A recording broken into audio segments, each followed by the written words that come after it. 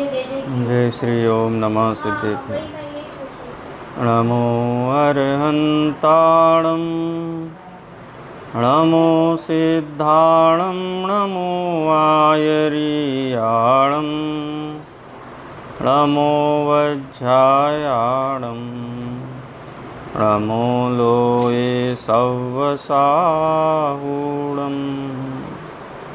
नमः श्रीवर्धमानाय निर्धूतकलिलात्मने सालोकानां त्रिलोकानां यद्विद्यादर्पणायते। रत्नकंड श्रावकाचार्य ग्रंथ के शिक्षाव्रत अधिकार पर अपनी चर्चा चल रही है। शिक्षाव्रत अधिकार में आचार्य समंतभद्र देव ने 4 शिक्षा व्रतों का निरूपण यहाँ पर किया है। जो 4 शिक्षा व्रत हम अक्सर पढ़ते हैं पुरुषा सिद्धि उपाय आदि ग्रंथों में या अन्य ग्रंथों में, उससे यहाँ पर भिन्न चर्चा आचार्य समंतभद्र देव ने की है। लेकिन इतना तो निश्चय है कि अहिंसा का त्याग ही व्रत है, तो जो भी भेद प्रभेद बताए हैं वो अहिंसा के पालन रूप ही हैं। इसलिए कोई उसमें मतभेद नहीं देखना चाहिए हैं। उनका मत अलग है, इनका मत अलग है, या मतभेद की कोई बात नहीं है, क्योंकि दोनों का ही प्रयोजन जीवन में यत्नाचार प्रवृत्ति हो, कसायों की हीनता से जो 5 इंद्रिय जीवों का घात होता है, उस घात से किस प्रकार से बचते हैं सम्यक दृष्टि जीव, अणुव्रति जीव, उसी का वर्णन है। तो इसलिए इसमें कोई मतभेद वाली बात नहीं है। और प्रकारांतर से एक व्रत दूसरे व्रत से बहुत कहना चाहिए जुड़ा हुआ है। ये सभी व्रत हैं, इनमें से एक व्रत निकाल दो तो सभी व्रत खंडित हैं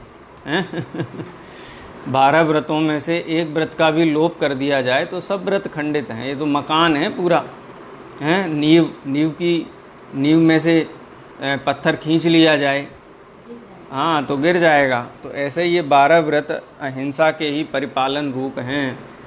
जो रागादि भावों की कृष्टता हुई है, हीनता हुई है, कृत्स्न हुए हैं, तनु हुए हैं रागादि भाव, उनके कारण जीवन में भी जो निवृत्ति आती है, उस निवृत्ति रूप ही 12 तप हैं, ये 12 व्रत हैं।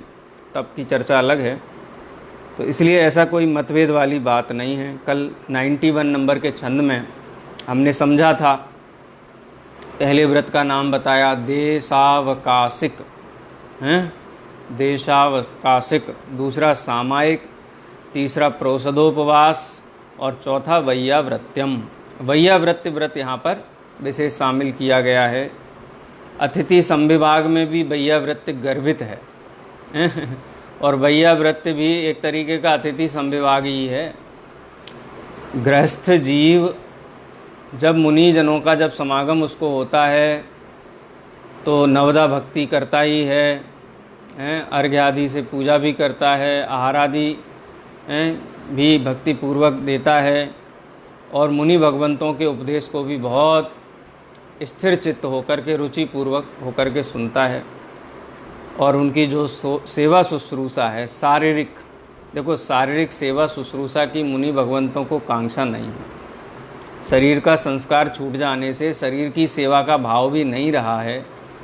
लेकिन कोई भी जीव अपनी भक्ति प्रदर्शित करने के लिए, लघुता प्रदर्शित करने के लिए, सामने वाले का बहुमान प्रदर्शित करने के लिए शरीर से भी जो सेवा आदि करते हैं, हम वैयाव्रत्ति का मतलब हाथ पैर दबाना ही समझते हैं, लेकिन वैयाव्रत तो तप है वैयाव्रत तो तप है। और ये व्रत कहा यहाँ पे, तो क्या मात्र हाथ पैर दबाने का नाम धर्म है? नहीं। ऐसे मुनि भगवंतों के निकट रहने से विशुद्धि अधिक होती है। उनकी निकटता का प्रतीक है वैयाव्रत, उनकी निकटता का प्रतीक है, चाहे अतिथि संविभाग हो चाहे वैयाव्रत हो। तो प्रकारांतर से वो व्रत वो ही हैं। बाह्य स्वरूप अलग अलग हो सकता है, लेकिन प्रयोजन सबका एक है। और अंतरंग में जो भाव हैं अणुव्रति जीवों के, वो भावों में भी कोई अंतर नहीं है, भाव भी वैसे ही हैं। अतिथि संविभाग करने में अलग भाव होते हैं, वैयावृत्ति में अलग भाव होते हैं कि नहीं, भाव तो वो ही हैं दोनों ही व्रतों में। ते 4 प्रकार के चत्वारि शिष्टानि, ये 4 प्रकार की जो शिष्टताएं हैं, व्रत हैं, शिक्षा व्रत हैं, ये बताए गए हैं। अब सबसे पहले नंबर का जो शिक्षा व्रत आचार्य समंतभद्र देव ने बताया 92 नंबर का छंद है, छंद पढ़ेंगे।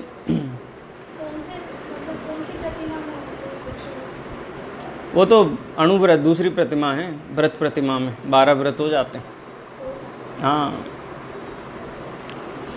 अब वैयावृत्ति ऐसा नहीं है, अब मुनि नहीं है तो क्या करेंगे। देखो जैसे देव पूजा का नियम होता है ना, ऐसे प्रोषदोपवास और वैयावृत्ति नहीं होती, भावना होती है, भावना रूप होते हैं। जब मुनि का योग मिले, मुनि भगवंतों का, तो ये कार्य रूप होते हैं। नहीं तो कसाई की कृष्टता के कारण और पंच परमेष्ठी मुनि भगवंतों के प्रति अत्यंत भक्ति भाव के कारण स्वयं आहार ग्रहण करता है तो बिना विचार किए नहीं रहता है। अणुव्रती जीव भावना भाई बिना उसको नहीं रहता है कि मुनि भगवंत आएँ, उनको हम आहार आदि दें, हैं। तो इसीलिए वो आहार का समय 10 बजे से लेकर के 11 बजे तक या 9 से 11 बजे तक वो मुनि भगवंतों अगर निकट हैं, ज्ञात है, तो पूरी प्रवृत्ति उस वैसी रहती है, पड़गहान के लिए सुसज्ज रहता है। और नहीं है तो भावना तो भाता ही है। वैयावृत्ति का भी वैसा ही है। व्रत है का मतलब रोज अवसर मिले ही ऐसा आवश्यक नहीं है, लेकिन भाव रूप से तो वो सदैव तत्पर रहता ही है।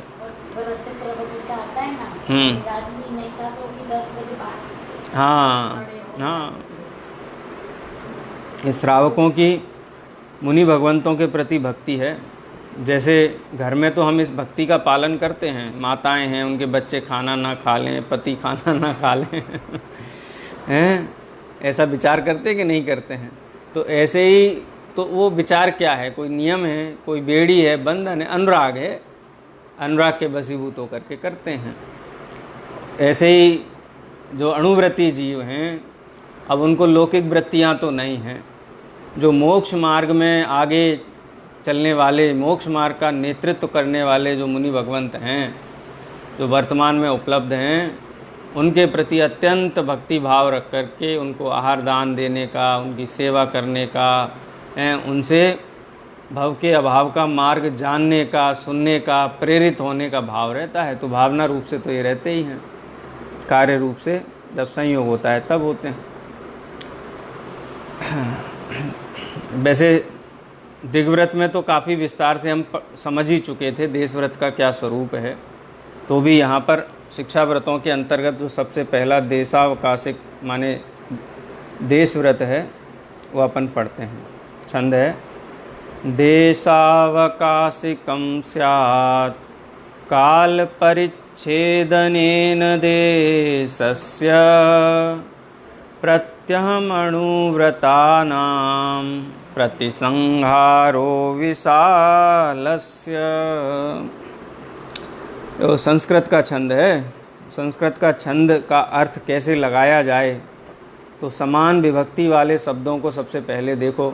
देशस्य विशालस्य, पहले व्रत लिया था ना, देश के बाहर नहीं जाऊंगा, हैं, देश के बाहर नहीं जाऊंगा, प्रांत के बाहर नहीं जाऊंगा, संभाग के बाहर नहीं जाऊंगा, जिले के बाहर नहीं जाऊंगा, अथवा नगर के बाहर नहीं जाऊंगा। तो वो जो देश की मर्यादा ली थी ना दिग्व्रत में, वो कैसी थी? विशाल। विशालस्य देशस्य, विशाल माने लंबी चौड़ी मर्यादा ली थी है। 100 योजन पूर्व दिशा में नहीं जाऊंगा, 40 योजन पश्चिम दिशा में नहीं जाऊंगा, 10 योजन उत्तर दिशा में नहीं जाऊंगा, ऐसी मर्यादाएं ली ना चारों दिशाओं। ऐसा नहीं चारों योजन 100 किलोमीटर, ऐसा नहीं, मर्यादाएं भी सूक्ष्म होती हैं। ऐसा नहीं कि भाई किसी भी एक दिशा में कितना भी चला जाऊं, ऐसे स्थूल मर्यादाएं नहीं। मर्यादा हर दिशा की। मान लो जिस नगर में रहते हैं उस नगर के 1 किलोमीटर 2 किलोमीटर आगे ही समुद्र है, तो उसकी थोड़ी ना 100 योजन की मर्यादा होगी। जितना प्रमाण है गमन का उतना मर्यादा लेंगे। तो विशालस्य देशस्य, जो विस्तार है क्षेत्र का, देशस्य माने क्षेत्र, देश का मतलब कोई देश नहीं है, भारत देश या अमेरिका देश, देश का मतलब है क्षेत्र। विशाल क्षेत्र की मर्यादा ली थी दिग्व्रत में।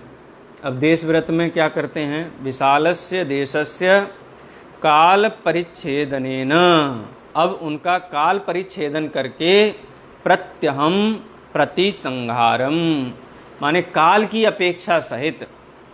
देखो, अगर दिग्व्रत की मर्यादा को परमानेंट घटा लिया तो देश व्रत नहीं कहलाएगा। ये समझना, ये बिंदु विशेष है इसमें। दिग्व्रत की जो मर्यादाएं हैं, मान लो 100 योजन की मर्यादाएं चारों दिशाओं में ली, लेकिन कालांतर में लगा कि 100 योजन के बाहर जाने का तो प्रयोजन है ही नहीं, लेकिन मुझे तो ऐसा लगता है कि 50 योजन के बाहर भी नहीं जाना है, तो 50 योजन की अगर मर्यादा ले ली। कैसी? आजीवन, यावत जीवनम शब्द आया था ना, तो वो दिग्व्रत है कि देश व्रत है? तो वो दिग्व्रत है कि देश व्रत है? यदि यावत जीवन 100 योजन की मर्यादा को घटा करके 50 योजन की मर्यादा कर लिया, तो वो दिग्व्रत कहलाएगा कि देश व्रत कहलाएगा? देखो, काल परिच्छेदन, वहाँ काल परिच्छेदन कहाँ है उसमें? तो परमानेंट है ना, परमानेंट मर्यादा को तो दिग्व्रत ही बोलते हैं। और काल परिच्छेदन माने काल के अनुसार ली गई मर्यादाएं। आज के दिन इतना किलोमीटर नहीं जाऊंगा, आज के दिन इतना नहीं जाऊंगा, यानी काल की अपेक्षा सहित ली गई मर्यादाएं तो कहलाती हैं देशव्रत, और यावत जीवन ली गई मर्यादाएं माने पूरे जीवन के लिए ली गई मर्यादाओं को क्या कहते हैं? दिग्व्रत कहते हैं। दोनों के बीच में ये अंतर है। बहुत लोग प्रश्न पूछते हैं कि दिग्व्रत में भी आजीवन होता है और देशव्रत में भी आजीवन होता है। नहीं, यदि आजीवन मर्यादा कोई लंबी ली गई थी, अगर उसमें घटा करके आजीवन की गई है तो दिग्व्रत ही रहेगा, वो देशव्रत नहीं कहलाएगा।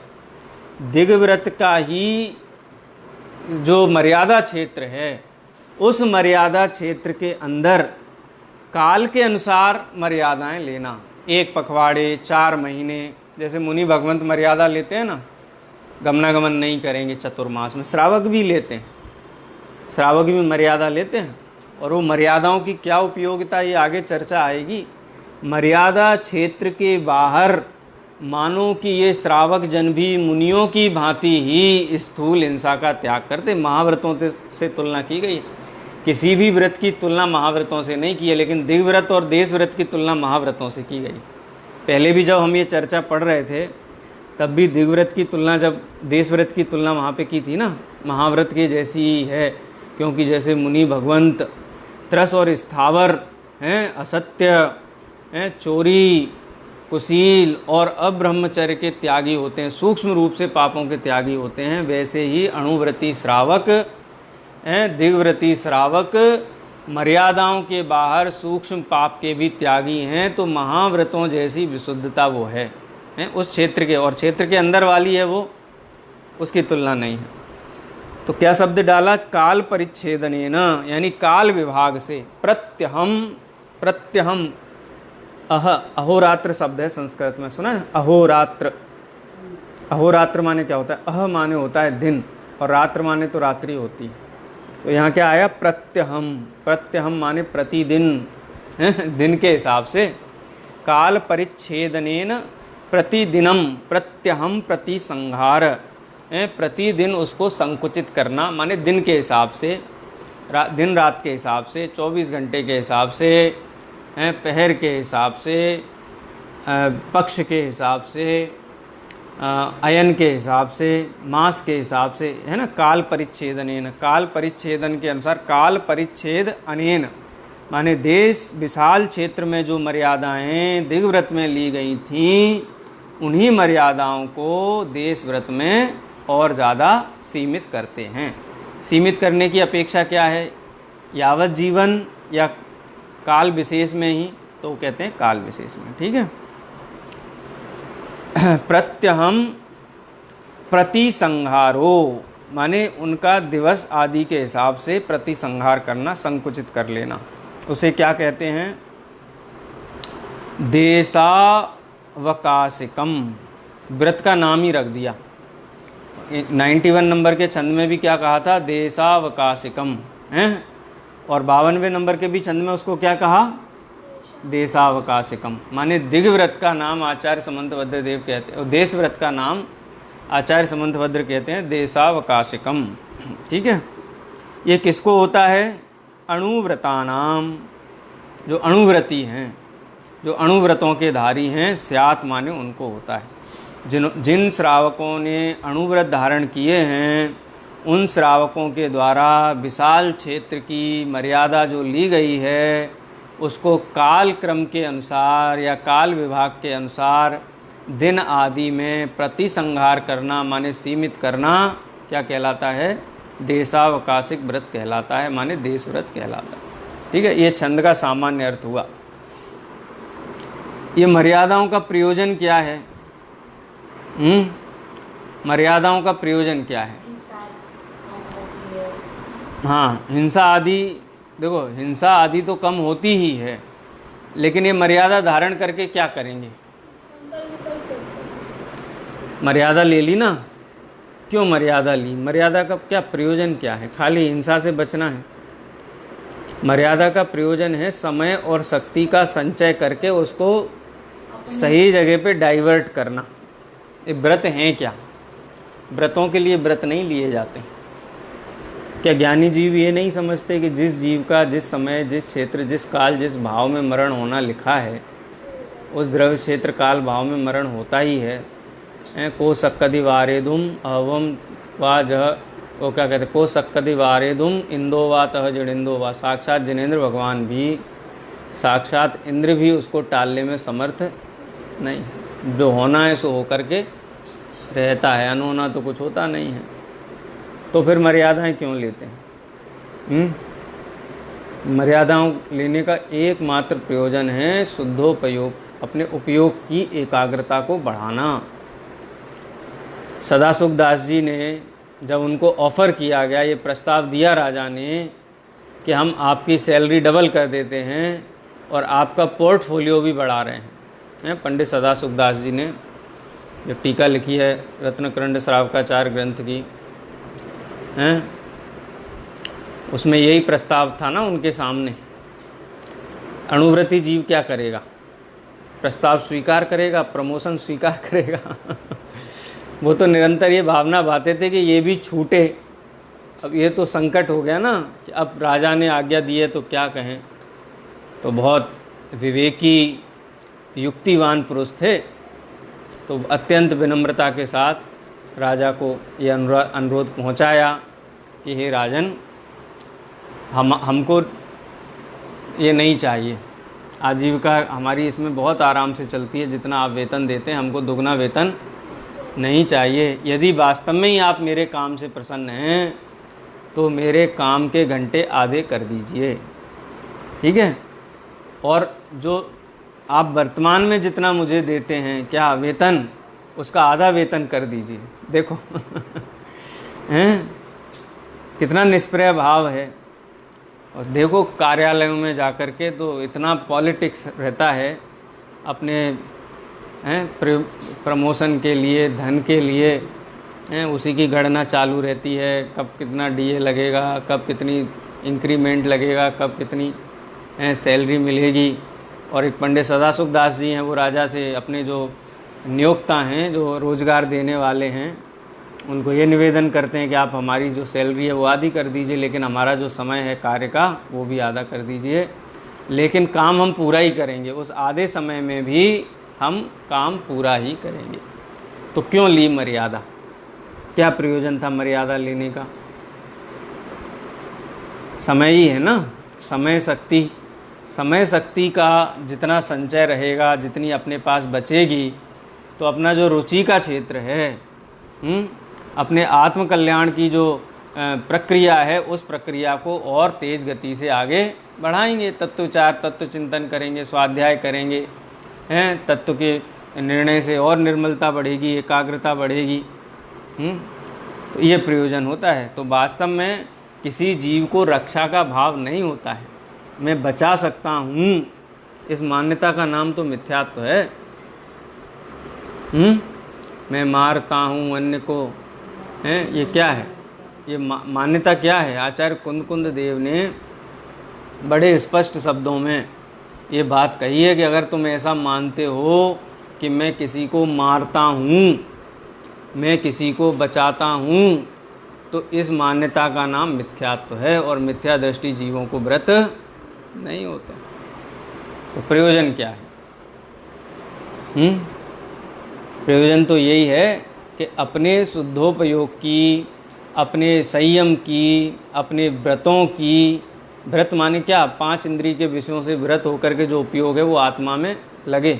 जो ज्ञानानुभूति, जिसको आचार्य अमृतचंद्र देव कहते हैं कि हठ पूर्वक 5 इंद्रिय के विषयों से, पर पदार्थों से, पर्यायों से, गुण भेदों से दृष्टि हटा करके बलात् हठात जबरदस्ती अपने उपयोग को भेद विज्ञान करो, पुरुषार्थ पूर्वक भेद विज्ञान करके उपयोग अपने में लेकर के आओ। ये काम करेंगे ना मुनि भगवंत वन में क्यों जाते हैं? सबको दिखाने के लिए कि हम वन में रहते हैं। एक समय आहार क्यों लेते हैं? जगत में प्रसिद्धि हो, देखो जैन मुनि तो कितने महान हैं, एक बार भोजन लेते हैं, वस्त्र। अरे ये कोई प्रयोजन नहीं है। एक शुद्धोपयोग की वृद्धि ही प्रयोजन है, और शुद्धोपयोग में बाधक जो जो वस्तुएं हैं, वीतरागता की वृद्धि में बाधक जो जो वस्तुएं हैं, वो सभी वस्तुओं का वो त्याग करते हैं, नियम लेकर के त्याग करते हैं। अपन ये नियम लें जैसे कि हम एक समय के भोजन में 4 वस्तुओं से ज़्यादा नहीं लेंगे थाली में। ये नियम लें उदाहरण के लिए कि हम 4 वस्तुओं से ज़्यादा नहीं रखेंगे थाली में, उससे ज़्यादा नहीं खाएंगे। तो इसका क्या फल होगा?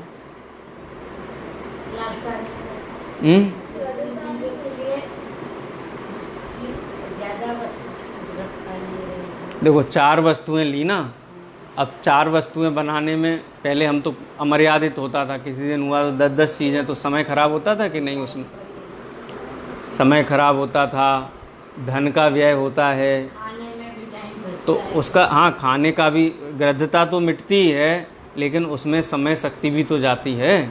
वो समय शक्ति बचेगी तो क्या करेंगे? स्वाध्याय करेंगे। हैं जो लोग जैन हैं, रात्रि भोजन नहीं करते हैं, देखो जिनके घर में रात्रि भोजन होता है, जीवों की हिंसा तो होती है, लेकिन घर के किसी सदस्य को समय नहीं मिलता है, किसी को समय नहीं मिलता है। रात को 10, 11, 12 बज रहे, कोई स्वाध्याय, कोई चिंतन, कोई मनन, बिल्कुल अवकाश ही नहीं है। रात्रि भोजन से हिंसा होती है, वो तो है ही, वो तो जिन जीवों का जो उदय होगा, जिस आयु कर्म का क्षय होगा, वो तो होना ही है। लेकिन सबसे बड़ा नुकसान क्या है? आपकी आत्म साधना बनती है रात्रि भोजन करने से? हैं? समय मिलता है? नहीं मिलता है। इसीलिए जितना मर्यादित जीवन होगा उतना ज़्यादा समय मिलेगा, जितना ज़्यादा समय मिलेगा उतना ज़्यादा चिंतन, तत्व चिंतन मनन चलेगा, जितना चिंतन मनन ज़्यादा चलेगा उतनी विशुद्धि ज़्यादा होगी, विशुद्धि ज़्यादा होगी, संतोष ज़्यादा होगा, संतोष ज़्यादा होगा तो सुख ज़्यादा होगा। पूरा देखो, जितने भी 5 इंद्रिय के विषयों के पीछे दौड़ते हैं, सुख के लिए ही दौड़ते हैं ना, व्यापार के पीछे, नौकरी के पीछे, हैं जो भी प्रपंच करते हैं सुख के लिए ही करते हैं। तो सुख मिला कि नहीं मिला? तो उनमें सुख तो नहीं है। तो सुख मिले इसके लिए थोड़ा शांत चित्त होकर के, समय निकाल करके, चित्त को स्थिर करके स्वाध्याय करने की आवश्यकता है कि नहीं? आचार्य अमृतचंद्र देव, आचार्य कुंद खाली अपन तो जयकारा लगाते, हम तो भगवान महावीर के शिष्य हैं, हम तो भगवान महावीर के अनुयायी हैं, हम तो कुंद आचार्य के अनुयायी हैं। आचार्य कुंद देव तो ये कहते हैं कि भाई तुम निवृत्ति लेके समय निकालो, तत्व विचार करो, आत्मा परमात्मा का चिंतन करो, लेकिन रात्रि भोजन से फुर्सत नहीं है, भक्ष भक्षण से फुर्सत नहीं है। होटल में खाने जाते हैं, घर में भोजन करने में कितना समय लगता है और होटल में भोजन करने में कितना समय लगता है? 20 मिनट 15 मिनट, होटल में 2 घंटा। तो व्यय किसका हुआ? हिंसा हुई वो तो हुई, वो पाप बंधा सो बंधा, लेकिन शास्त्रों में जो मर्यादाएं बताई हैं उन मर्यादाओं का प्रयोजन है आत्म साधना के समय में वृद्धि करना। ये मूल प्रयोजन है। आत्म साधना के समय में वृद्धि होने से, परिणामों में विशुद्धि होने से तत्व विचार विशेष चलता है, और उस तत्व विचार के बल से ही जीव सुखी होता है। तो ये देश व्रत क्यों लिया जाता है? इसका उद्देश्य ख्याल में आया कि नहीं आया? नहीं तो एक के बाद एक क्रिया लादे जा रहे हैं माथे पे, लादे जा रहे हैं, पलती नहीं हैं। उसमें फिर क्रोध आता है, फिर खींचतान होती है, फिर झगड़ा होता है, हमारा ये नियम है, तुमने हमारा नियम तोड़ दिया, तुमने हमारा नियम भंग कर दिया। अरे भाई, नियम तो कसाय कम करने के लिए लिया था, अभी एक कसाय और बढ़ गई, नियम की कसाय व्रत की कसाय और बढ़ गई। व्रत तो कहते ही, अब बूढ़े लोगों का बूढ़े लोग जाने, अपन अपनी अपनी देखो। जब शास्त्र पढ़ते हैं तो दूसरों की ओर दृष्टि नहीं करके अपने परिणामों पे दृष्टि होनी चाहिए। जगत विचित्र है, सबकी अपने अपने होते हैं, सबके परिणाम स्वतंत्र हैं। अकंपनाचार्य को गुस्सा क्यों आया, अपन ये प्रश्न उठाएं, उनके परिणाम। शास्त्र तो अपने परिणामों के शोधन के लिए है ना, तो अपन ये विश्लेषण करते हैं कि व्रतों का उद्देश्य क्या है। यदि व्रत लेकर के कसाय तीव्र हुई है तो व्रत से कसाय बढ़ी, ईर्ष्या भाव बढ़ा, माना अपमान बढ़ा, हम बड़े त्यागी, तुम छोटे त्यागी, हमारे इतनी मर्यादाएं, तुम्हारे इतनी मर्यादाएं, नाप तोल शुरू हो जाए। इसके लिए व्रत आदि होते हैं। सीधा सीधा एक प्रयोजन है, आत्म साधना के समय में वृद्धि करना, और उसके कारण सहज पलती है, अहिंसा पलती है। जब अयत्नाचार प्रवृत्ति नहीं होगी, सहज रहना है। हाँ, मतलब सहज कब रहेगा, जब यहाँ लगाएगा ना। दृष्टि ये रहती कपड़े से कोई छू नहीं रही, देखो वो भी है, मर्यादाएं हैं, लेकिन समय शक्ति बचाने का एक प्रयोजन है भेद विज्ञान करना, स्वाध्याय करना, सीधा ये प्रयोजन है। अब कोई जीव है, जैसे अपन देशावकाशिक व्रत पढ़ रहे हैं, उन्होंने मर्यादा ले ली कि आज मैं कहीं नहीं जाऊंगा, तो क्या करना, सोना, क्या करना। सदासुख दास जी का दृष्टांत अपन ने क्यों समझा, सदासुख दास जी ने क्यों कहा आधा दिन, बोले आधा दिन काम में बहुत थक जाता हूँ, घर पे आराम करूँगा। इसके लिए, किसके लिए, कि आत्म साधना बढ़ाने के लिए, विशुद्धि बढ़ाने के लिए, यही है ना। तो सारे व्रत, सारे तप, सारे संयमों का एक ही प्रयोजन है, लौकिक प्रवृत्तियों को समेटना और आध्यात्मिक प्रवृत्तियों में वृद्धि करना, एक प्रयोजन है। अगर इस प्रयोजन से किया गया है तो व्रत है, और समकिती जीवों को इसी प्रयोजन से होता है। मिथ्या दृष्टि के लिए तो 1000 प्रयोजन है उसके लिए। उसको उस व्रत से स्वर्ग भी चाहिए, उस व्रत से अपने फोड़े फुंसियाँ भी ठीक करना है, उस व्रत से बुखार भी दूर भगाना है, उस व्रत से शत्रु को भी हराना है, उस व्रत से क्या कहते, विवाह भी करना है। शिखर जी की वंदना करने जाते हैं ना, शादी हो जाती है, महावीर जी जाते हैं तो बच्चे हो जाते हैं, पूरा पैकेज है पूरा मिथ्यात्व का। तेजारा जी जाएंगे तो ये हो जाएगा, शिखर जी जाएंगे तो ये हो जाएगा, महावीर जी जाएंगे तो ये हो जाएगा, पदमपुरा जाएंगे तो ये हो जाएगा, पूरा मेन्यू बना रखा है। अरे भाई, व्रत करेंगे तो ये हो जाएगा, इतने व्रतों का फल लगेगा, ये वाला स्वर्ग मिल जाएगा। कई बार ऐसा होता है, बोले एक थाली में जो अन्न है उसको धोकर के पी ले तो कितना फल लगता है, बोले 100 उपवासों का फल लगता है। अरे भाई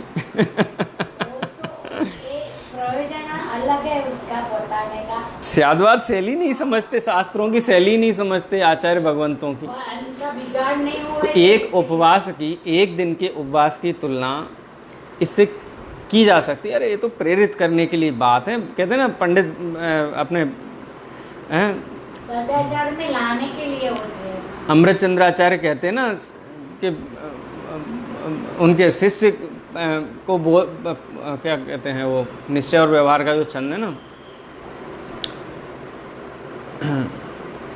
कि जो मंद बुद्धि, अपन समय सार की भाषा में बात करें तो मिलेच्छ को संबोधन करने के लिए संक्षेप में कहें, और आचार्य अमृत चंद्र देव की भाषा में कहें पुरुषार्थ सिद्धि उपाय की, तो जो भोले जीव हैं, अप्रतिबुद्ध जीव हैं, जिनको बहुत शास्त्र अभ्यास नहीं है, विवेक नहीं है, उनको संबोधन करने के लिए तुलनाएं हैं।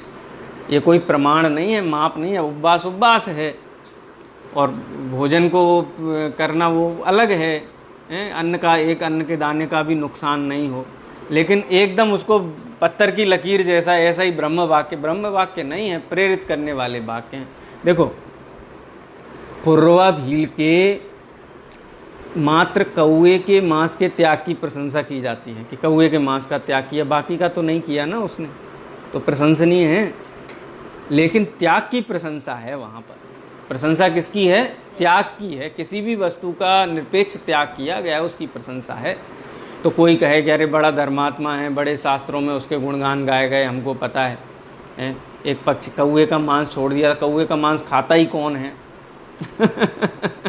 हैं? बाकी तो नहीं छोड़ा उसने कुछ भी, लेकिन जितना नियम संयम व्रत लिया था उसका निष्ठापूर्वक पालन किया, तो निष्ठापूर्वक पालन करने की प्रशंसा है। अब कोई ये कहे कि जब पूर्वाबिल की इतनी प्रशंसा होती है तो हम भी उसके जैसा ही करें, ऐसा नहीं। तो हर कथन का प्रयोजन होता है। एक एड्रेस, जब हम बच्चों से बात करते तो बच्चों की भाषा में बात करते कि नहीं करते? वैसी भाषा में बड़ों से भी बात करते हैं क्या? नहीं करते हैं ना। तो वो उन शब्दों को, उस भाषा को कोई ब्रह्म वाक्य नियम तो नहीं बनाया जा सकता है। तो इसलिए पंडित सदाशिवदास जी ने इसलिए राजा के प्रस्ताव को संशोधित करके ये बात कही कि हमको आधा समय कर दो और हमारा वेतन भी आधा कर दो। क्यों? क्योंकि हमारी आराधना का समय बढ़ेगा। ये 5 पापों से निवृत्ति लेंगे तो आराधना का समय बढ़ेगा कि नहीं बढ़ेगा? बढ़े हैं। अपन ये मर्यादा कर लें कि हम दिन में 4 चीज़ें ही खाएंगे।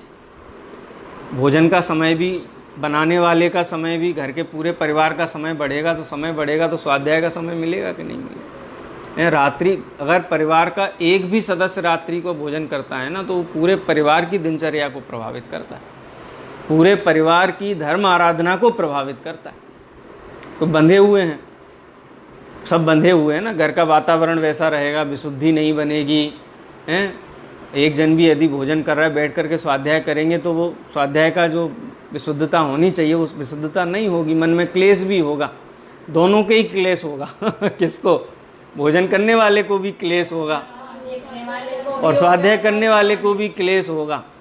तो इसलिए ये सारी मर्यादाएं जो शास्त्रों में बताई गई हैं, इन मर्यादाओं का एक ही प्रयोजन है, त्रिकाली ध्रुव ज्ञायक भगवान आत्मा का स्वरूप समझने के लिए, चिंतन करने के लिए, भेद विज्ञान करने के लिए अधिक से अधिक समय मिले। शिक्षा व्रतों में भी अणुव्रती श्रावक ये भावना बाता है कि समय चलो इतना तो बचा है, लेकिन मैं इसको और बचा लूँ।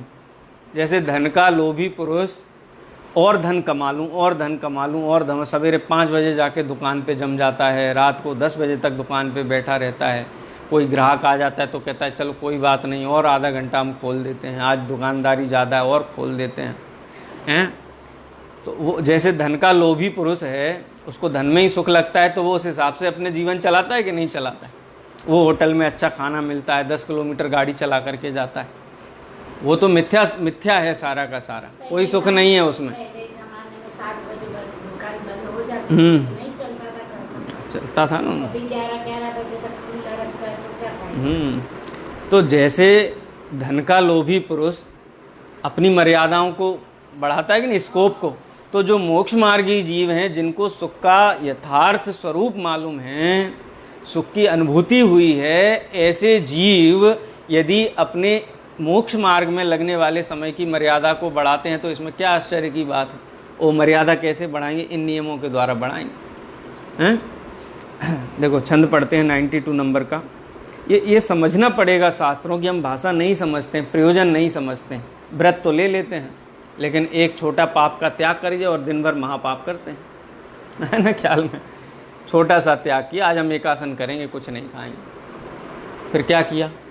निद्रा निद्रा निद्रा, प्रचला प्रचला प्रचला, खूब तीव्र हृदय में दिन भर सो रहे हैं, आराम से फिल्म देख रहे हैं, गप्पे मार रहे हैं, ताश खेल रहे हैं। आज तो सबका ही उपवास है, तो सब फ्री हैं, तो आ जाओ भैया, लगे हुए हैं।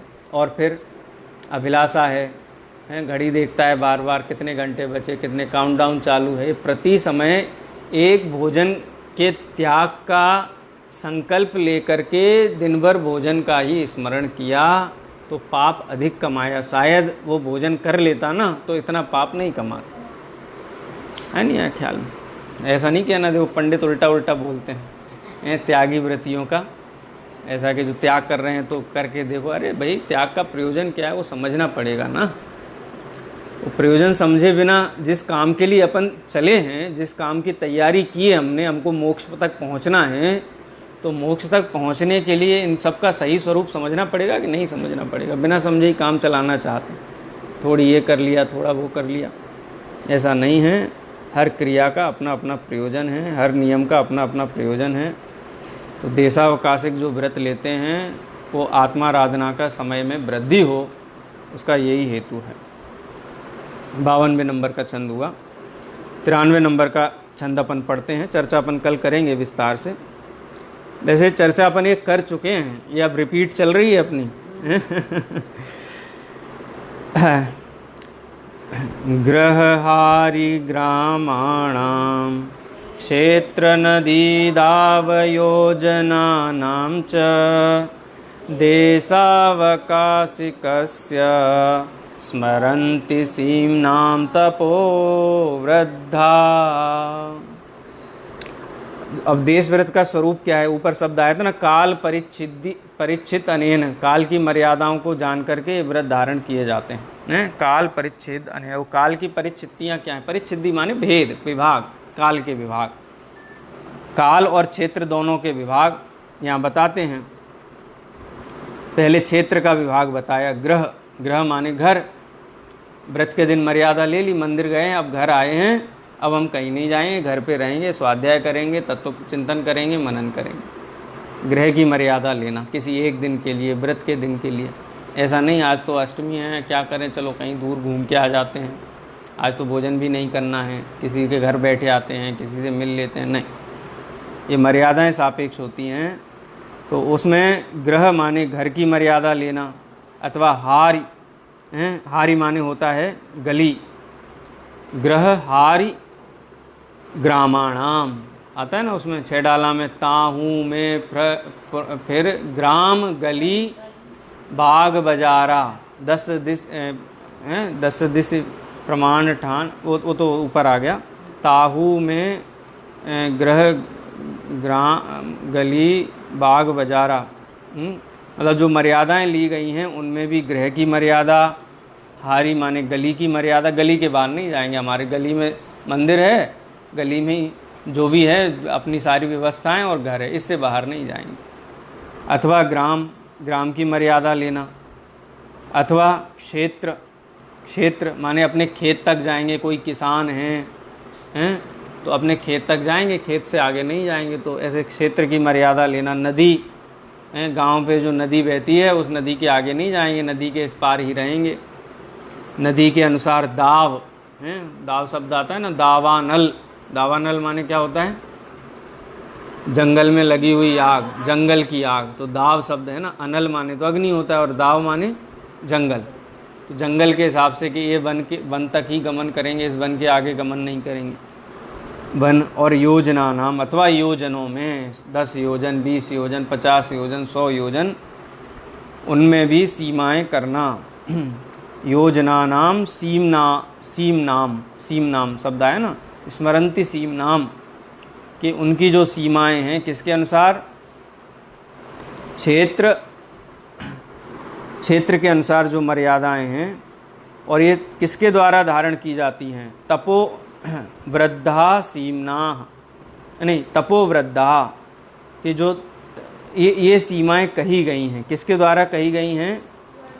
हाँ, तपो वृद्धा, जो तप में वृद्ध हैं, तप में सबसे आगे। वृद्ध का मतलब बूढ़ापन नहीं है यहाँ पे, वृद्ध का मतलब परिपक्वता, जो तपों में परिपक्व हैं। ऐसे आचार्य भगवंत गणधर देव ऐसा कहते हैं कि जो देशावकाशिक व्रत है उसमें दिग्व्रत में ली गई जो मर्यादाएं हैं उनमें भी मर्यादाओं को घटाते हैं। घर की मर्यादा लेते हैं, गली की मर्यादा लेते हैं, ग्राम की मर्यादा लेते हैं, खेत की मर्यादा लेते हैं, नदी की मर्यादा लेते हैं, वन तक की मर्यादा लेते हैं, अथवा योजन आदि में मर्यादा लेते हैं। माने उन मर्यादाओं में किसी निश्चित काल पर्यंत मर्यादाओं को और अल्प करना, घटा लेना, इसका नाम देशावकाशिक व्रत है। ये तो क्षेत्र की मर्यादाएं हुई। अगले छंद में जो काल के अनुसार मर्यादाएं हैं उनकी चर्चा है। ये काल और क्षेत्र की मर्यादाओं की चर्चा हम कल करेंगे। आज यहीं विराम देते हैं। निज निधि निज में बताई, यह अनंत उपकार है। इसके लिए जिन वाणी माँ को वंदना 7 बार है।